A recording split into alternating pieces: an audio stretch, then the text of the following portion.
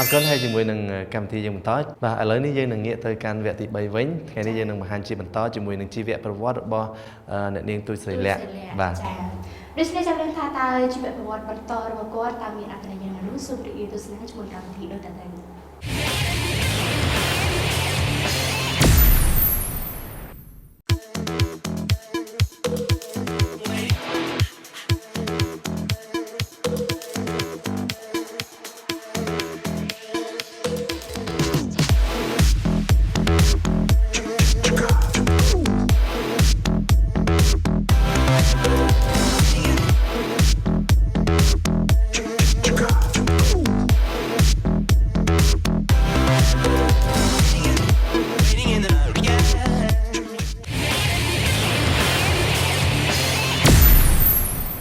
នាំមកជូនទស្សនាដោយ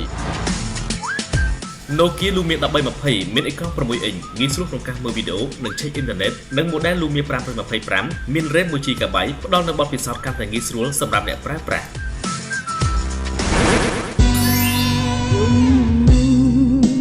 បងនៅក្បែរអូនពីស្ងួននោមដោយស្នេហាភ្លឺឡើងស្រាប់តែកាលពីថ្ងៃម្សិលមិញលោកអ្នកបានទទួលជ្រាបរួចមកហើយអ្នកនាងទូចស្រីលក្ខមានឈ្មោះដើមថាយ៉ែមលក្ខណាកើតនៅថ្ងៃទី28ខែតុលាឆ្នាំ1985នៅរាជធានីភ្នំពេញនិងមានបងប្អូនចំនួន5នាក់ប្រុស3ស្រី2ហើយនាងគឺជាកូនទី4អូនអានសំបុនមួយយ៉ាងខ្លីប្រាប់ថាលាស្រីរហូតលុយឡើយប្រាប់ហើយអានប្រាប់ទៀតមិនមែនអញមិនប្រាប់អញនិយាយហើយនិយាយជឹកនិយាយទៅបកបាត់អញហើយ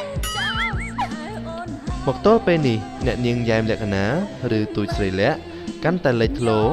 ពិសេសចាប់តាំងពីនាងបានក្លាយជាតារាបង្ហាញម៉ូដប្រចាំនៅក្នុងក្រុម Cambodia Supermodel នៅក្នុងអំឡុងឆ្នាំ2009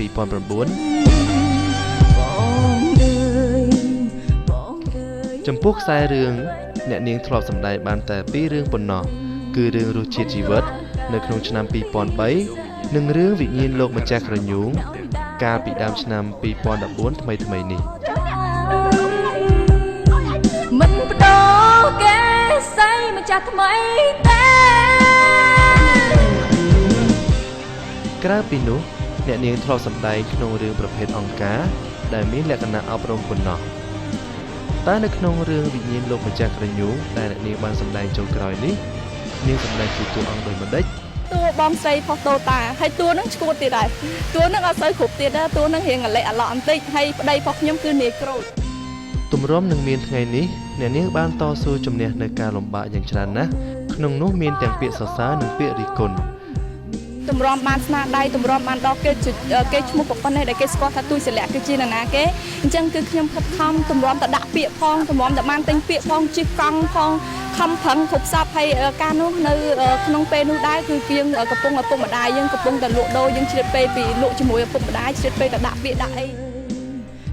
អ្នកនាងយ៉ែមលក្ខណាបានភ្ជាប់ពាក្យជាមួយលោក Moten Kwamen ជនជាតិហូឡង់រស់នៅប្រទេសអង់គ្លេសវ័យជាង40ឆ្នាំកាលពីថ្ងៃទី15ខែតុលា2010នឹងបានរៀបការជាមួយលោកកាលពីថ្ងៃទី18ខែវិច្ឆិកាឆ្នាំ2011ស្វាមីរបស់អ្នកនាងគឺជាអ្នកចំនួនផ្នែកដីធ្លីមួយកន្លែងគឺគាត់ខាងផ្នែកហិរញ្ញវត្ថុចាផ្នែកហិរញ្ញវត្ថុគឺខាងផ្នែកឥឡូវនេះគាត់មានការងារមួយទៀតខាងផ្នែកទីផ្សារផ្សារអញចាប់បែបមាត់ប្រពន្ធចាប់បែបមាត់ទន្លេនោះហេតុអ្វីបានជាក្រោយរៀបការអ្នកនាងកាន់តែមានភាពលេចធ្លោ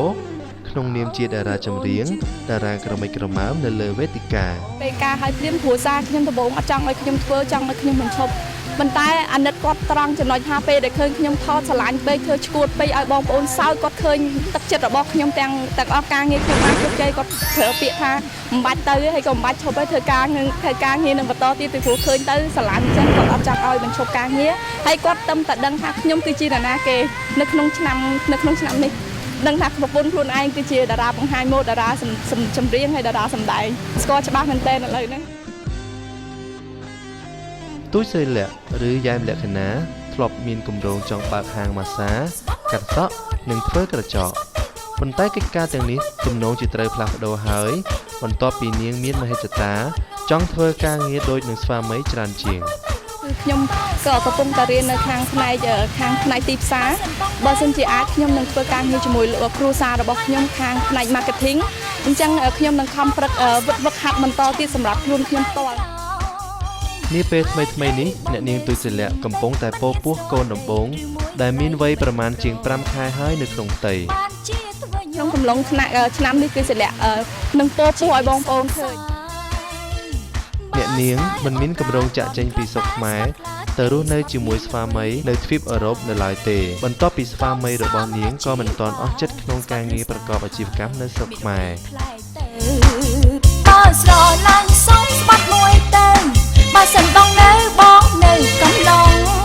ក្នុងនោះអ្នកនាងក៏មានផែនការច្បាស់លាស់ដើម្បីការពារចំណងស្នេហ៍អាពាហ៍ពិពាហ៍មិនឲ្យរង្គោះរង្គើនៅពេលបន្តបន្ទាប់នោះផងដែរ ចំពោះខ្ញុំហេតុអីបានខ្ញុំជាអត់ចង់មានកូននៅពេលដែលខ្ញុំការឲ្យភ្លាមខ្ញុំអត់ចង់ការហើយខ្ញុំអត់ចង់បែកបាក់គ្នាខ្ញុំត្រូវការយកចិត្តគ្នារយៈពេល 2-3 ឆ្នាំហ្នឹងខ្ញុំគិតថា 2-3 ឆ្នាំហ្នឹងអត់ដល់សម្រាប់ខ្ញុំខ្ញុំគិតថា 4 ឆ្នាំទៀតដល់ប៉ុន្តែខ្ញុំគិតថាអាយុខ្ញុំ 28 ហើយបើសិនជាខ្ញុំ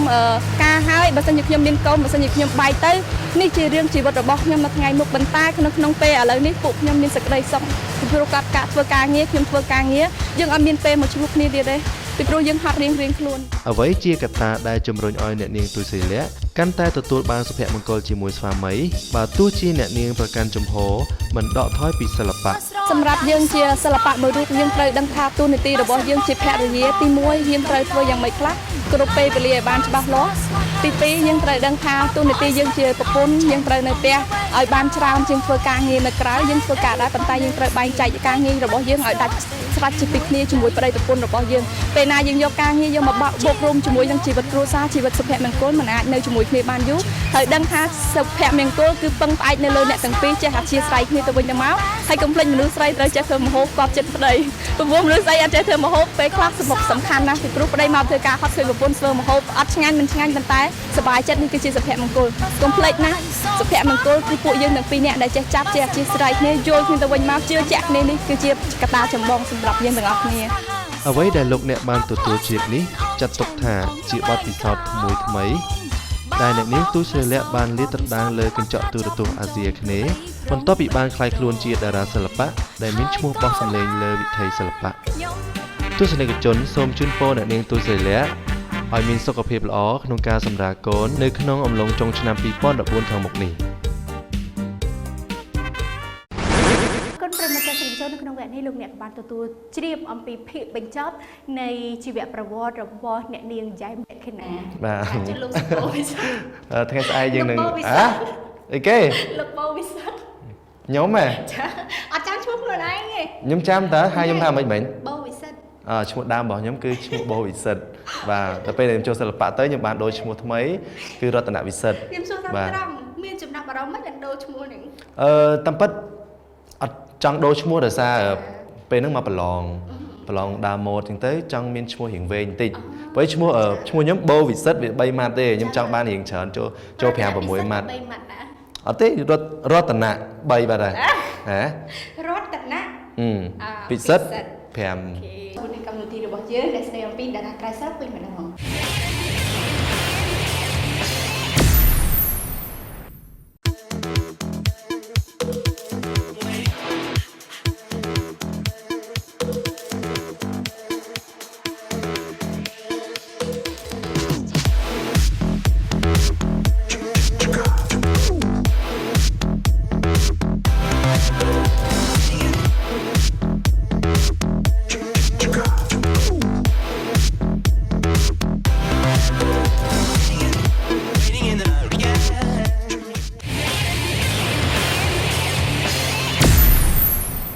នាំមកជូនទស្សនាដោយ Nokia Lumia 1320 មានអេក្រង់ 6 អ៊ីនងាយស្រួលក្នុងការមើលវីដេអូនិងឆែកអ៊ីនធឺណិតនិង Model Lumia 525 មាន RAM 1GB ផ្ដល់នូវបទពិសោធន៍កាន់តែងាយស្រួលសម្រាប់អ្នកប្រើប្រាស់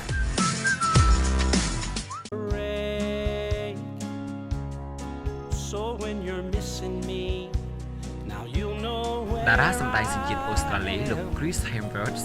ដែលជាតួអង្គរបស់បាយក្នុងរឿង Thor បានទទួលការគាំទ្រយ៉ាងខ្លាំងបន្ទាប់ពីភរិយារបស់លោកដែលជាជនជាតិអេស្ប៉ាញ Elsa Pataky ដែលជាតួសម្ដែងដ៏ល្បីល្បាញពិភព Hollywood ដែរនោះ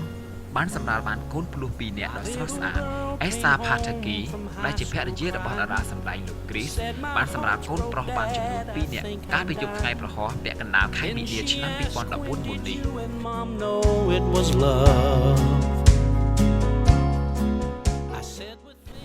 ការសម្រាលកូនរបស់នាងបានធ្វើឡើងនៅក្នុងមន្ទីរពេទ្យមួយនៅក្នុងរដ្ឋ California របស់សហរដ្ឋអាមេរិកបច្ចុប្បន្នគូស្វាមីភរិយាមួយគូនេះកំពុងតែសប្បាយរីករាយនិងមានមោទនភាពយ៉ាងខ្លាំងបន្ទាប់ពីកូនភ្លោះរបស់ពួកគេត្រូវបានប្រសូតឡើងដោយសុវត្ថិភាពហើយមានរូបសម្បត្តិស្រស់ស្អាត As a matter of fact, he reminded me of you. ទោះយ៉ាងណាក៏ដោយ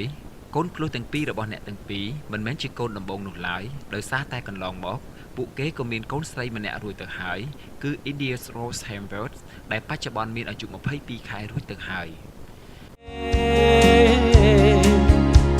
It goes straight to តួអង្គដ៏ល្បីល្បាញនៅក្នុងពិភព Hollywood មួយនេះនឹងត្រូវបានគេរំពឹងថានឹងបង្ហាញមុខសាជាថ្មីបន្ទាប់ពីសម្រាប់ថែទាំសុខភាពនិងមើលថែកូនភ្លោះរបស់ពួកគេដែលទើបបានសម្រាលនោះ So when you're missing me, now you'll know where I am. ជាក់ស្ដែងខ្សែរឿងថ្មីរបស់លោក Chris Hemsworth ក៏នឹងត្រៀមចាក់បញ្ចាំងនៅក្នុងអំឡុងឆ្នាំ2015ខាងមុខនេះដែលពិតជាធ្វើឲ្យតារារូបនេះនឹងកាន់តែលេចធ្លោនៅក្នុងពិភព Hollywood និងក្នុងចំណោមអ្នកគាំទ្រនៅលើពិភពលោកបន្ថែមទៀត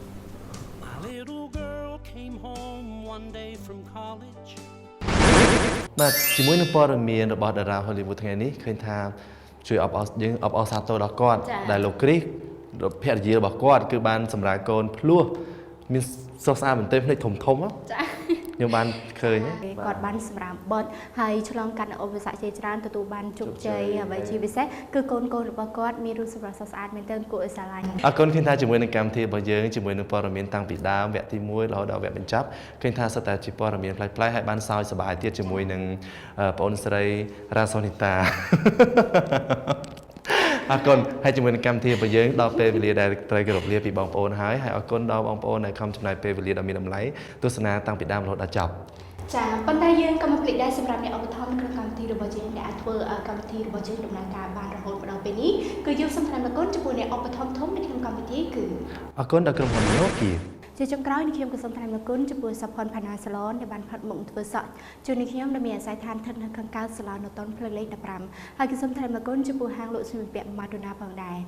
ជាចុងក្រោយបន្ថែមទៀតគឺសូមថ្លែងអរគុណចំពោះ Rayut Fashion ដែលបានសហការជាមួយនឹងក្រុមការងាររបស់យើងបានផ្ដល់ជូននូវម៉ូដសម្លៀកបំពាក់យ៉ាងស្អាតជូនទៅដល់តារាបង្ហាញម៉ូដរបស់យើងគ្រប់កម្មវិធីទាំងអស់ចា៎បាទសម្រាប់ខ្ញុំបាទអរគុណដល់ហាងផ្សព្វខ្មែរ Beauty ដែលមានទីតាំងនៅខាងលិចស្តុបមានឯកទេសហើយអរគុណដល់ Mr. Man ដែលឧបត្ថម្ភសម្លៀកបំពាក់ដល់កញ្ញាកងវិជ្ជការជាមួយនឹងវិធីកក្រចាក់ផងដែរចា៎នេះកម្មវិធីរបស់